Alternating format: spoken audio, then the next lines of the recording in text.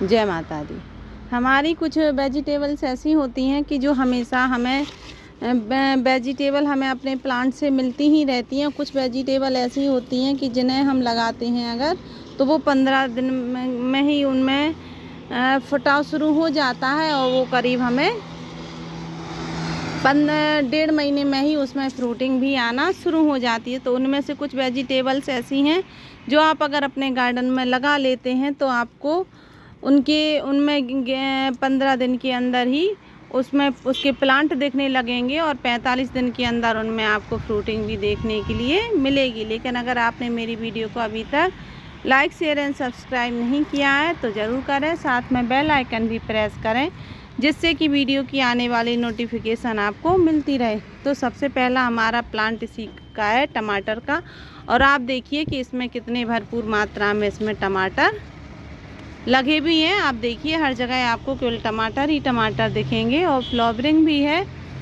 तो आप इस महीने में अपने टमाटर के सीड डाल दीजिए और अगर आप इस महीने में इनको टमाटर के सीड को डाल देंगे तो आपको इसमें आप देखेंगे कि ये 1.5 महीने के अंदर ही इसमें फ्रूटिंग शुरू हो जाएगी। और गर्मियों की शुरुआत में जो आपको परेशानी होने लगती है टमाटर की, तो वो नहीं होगी और साथ में आपको भरपूर मात्रा में टमाटर भी देखने के लिए मिलेंगे। तो आप उसमें अपनी पसंद की कोई भी वैरायटी का टमाटर अपने गार्डन में उगा सकते हैं। और इसकी मिट्टी बहुत ही अच्छी बनाई जाती है, इसलिए आप इसकी मिट्टी में 50% कंपोस्ट का यूज़ ज़रूर करें। साथ में इसको अगर आप बड़ा वाला ग्रो बैग देंगे तो इसमें ज़्यादा फ्रूटिंग होगी, साथ में इसमें बड़े बड़े फ्रूट भी लगेंगे। दूसरी हमारी आप वेजिटेबल भी बोल सकते हैं इसे, ये पुदीना है। तो आप पुदीना की कटिंग इस महीने लगा लीजिए, क्योंकि पुदीना आप देखिए कि इसकी ग्रोथ कितनी अच्छी हो गई है। अभी इसकी ग्रोथ बिल्कुल भी नहीं हो रही थी, लेकिन अब इसकी ग्रोथ बहुत अच्छी होने लगी है। तो अगर आप इसकी कटिंग लगा देते हैं तो आराम से आपको पूरी गर्मियों में आपको पुदीना की कमी बिल्कुल नहीं रहेगी।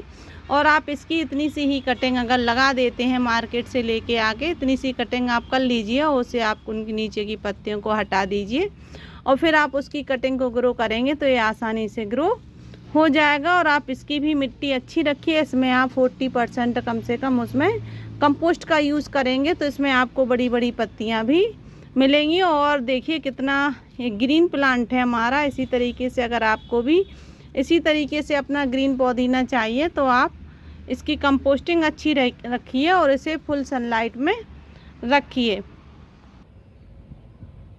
उसके बाद है हमारा ये लाल साग। आप देख सकते हैं कि ये लाल साग है, इसकी पत्तियां पालक जैसी होती हैं पर ये लाल कलर की रहती हैं और खाने में तो ये स्वादिष्ट लगती ही हैं। लेकिन साथ में इसमें आप इसकी जो फ़ायदा है, ये बहुत ज़्यादा फ़ायदा करती है और पालक से भी कई गुना फ़ायदा करती है। तो आप इस लाल साग को भी अपने गार्डन में ज़रूर उगाइए, जिससे कि आपको भाजी की कमी कभी नहीं होगी। और इसकी पत्तियां जब ये करीब 6 इंच का हो जाए तो आप इसकी ऊपर की टिप को, जैसे हमारा पुराना है पर मैं इसकी टिप नहीं काटी थी क्योंकि हमें इसमें सीड चाहिए था, तो मैंने इसके सीड देखिए इस तरह से बनते हैं। तो आपको अगर आपके पास सीड कहीं से आ जाए तो आप ग्रो कर लीजिए, फिर उसके बाद 1-2 प्लांट आप इस तरह से छोड़ दीजिए। जब इसमें काफ़ी ढेर सारे सीड बन जाएंगे तो आपको ढेर सारे उसमें प्लांट भी मिलेंगे।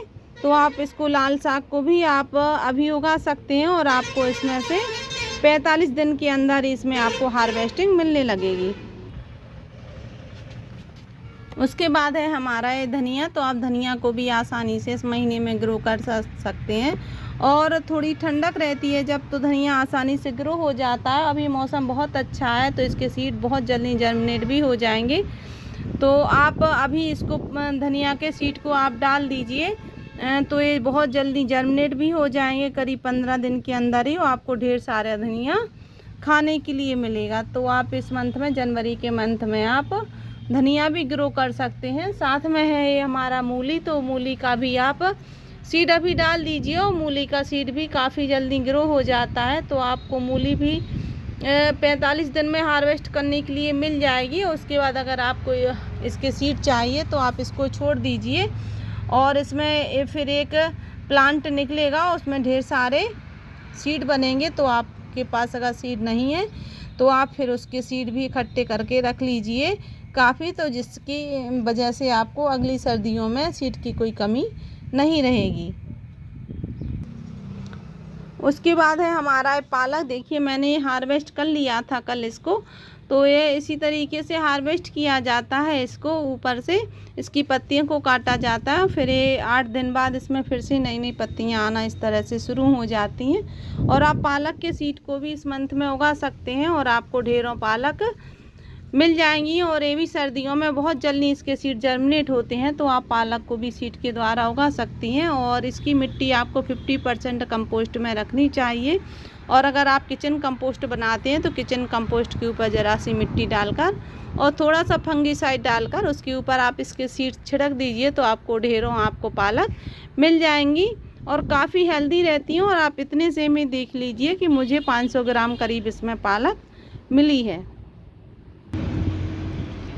आप अपने गार्डन में बैगन के भी सीड डाल दीजिए और बैगन भी आप इस मंथ में आराम से उगा सकते हैं। और उसके जब आपके ढेरों प्लांट हो जाएंगे तो फिर आप उनके प्लांट को अलग अलग किसी भी बड़े पॉट में लगा दीजिए। और अगर किचन कंपोस्ट आप बनाते हैं तो किचन कंपोस्ट के ऊपर इसके सीड छिड़क दीजिए और जब ढेरों प्लांट हो जाए तो आप उनको अलग अलग करके रख लीजिए और फिर आपको इसी तरीके से काफ़ी बैगन भी मिलेंगे। और इसकी साइज़, इस प्लांट को अगर लगाना है आपको तो कम से कम आप इसे 14 इंच के ग्रो बैग में लगाइए, क्योंकि अगर ज़्यादा बड़े बैग में लगेगा ये तो ज़्यादा फ्रूटिंग देगा और छोटे बैग में कम फ्रूटिंग देता है। तो आप बैगन को भी इस मंथ में आराम से उगा सकते हैं।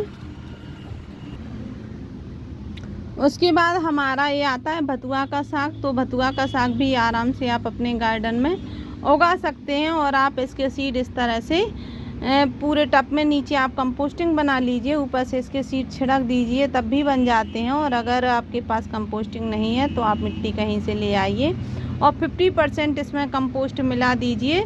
उसके बाद आप इनके सीड को आप इसमें ग्रो कर लीजिए। और इनको जब ये ज़्यादा घने हो जाए, देखिए आप इतने ज़्यादा घने हो गए हैं, तो आप इनकी जो बीच बीच के जो पत्ते हैं उनको हटाते रहिए, जिसकी वजह से इनकी आपको बड़ी बड़ी पत्तियां भी मिलेंगी। क्योंकि अगर ये पास पास में लगे रहते हैं तो इनके जो प्लांट हैं वो ज़्यादा हेल्दी नहीं रहते हैं और पतले पतले इसके प्लांट उग के आते हैं। इस वजह से अगर जब ये आपका ज़्यादा घना हो जाए, प्लांट आपके ज़्यादा घने घने हो जाए, पास पास में हो जाए, तो आपको इनके बीच बीच के इस तरह से प्लांट हटा देंगे, तो आपको इसमें ज़्यादा भाजी खाने के लिए भी मिलेगी, साथ में आपके प्लांट भी हेल्दी रहेंगे। अगर आपको इसमें से सीड चाहिए तो आप 2 टब में इनको लगा लीजिए, तो 1 टब का आप साग खाते रहिए और 1 टब में से आप केवल एक बार हार्वेस्टिंग कीजिए और दूसरी बार उसकी हार्वेस्टिंग ना कीजिए। फिर उसके बाद इसमें ढेर सारे सीड बनेंगे जो आपको अगली साल काम आ जाएंगे। तो आपको अगर कहीं से भी कुछ भी सीड अगर मिल जाता है तो आप इस तरह से उनके सीड भी इकट्ठे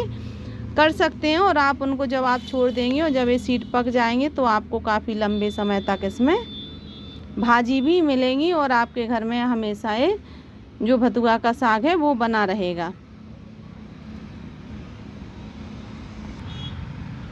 उसके बाद आता है हमारा ये मिर्ची का प्लांट। तो आप मिर्ची के भी सीड अपने गार्डन में जनवरी के मंथ में उगा सकते हैं, जिसकी वजह से आपको पूरी गर्मियों में ढेर सारी आपको मिर्ची भी हार्वेस्ट करने के लिए मिलेगी। और आप इसमें पानी कम रखिए, जब आप इसको प्लांट को लगाएं तब इसमें भरपूर मात्रा में पानी दीजिए। फिर उसके बाद इसमें आप पानी तभी दीजिए जब इसकी मिट्टी अच्छे से सूख जाए, क्योंकि अगर आप इसमें ज़्यादा पानी देंगे तो इनकी पत्तियां मुड़ने लगती हैं और इसमें लीफ कल वायरस हो जाता है। इसमें इस वजह से इस प्लांट को काफ़ी कम मात्रा में पानी चाहिए पड़ता है, इसलिए इसमें आपको पानी ज़्यादा नहीं देना है, तभी आपके इसके प्लांट की ग्रोथ होगी और ये काफ़ी मात्रा में आपको फ्रूटिंग भी देगा।